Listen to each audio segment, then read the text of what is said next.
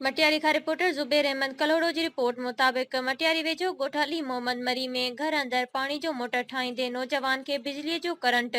नौजवान अब्दुल हकीम मरी खे बेहोशीअ वारी हालत में वारसनि मटियारी अस्पताल पहुचायो। हालत नाज़ुक सबबि नौजवान खे LMC हैदराबाद रवानो कयो वियो।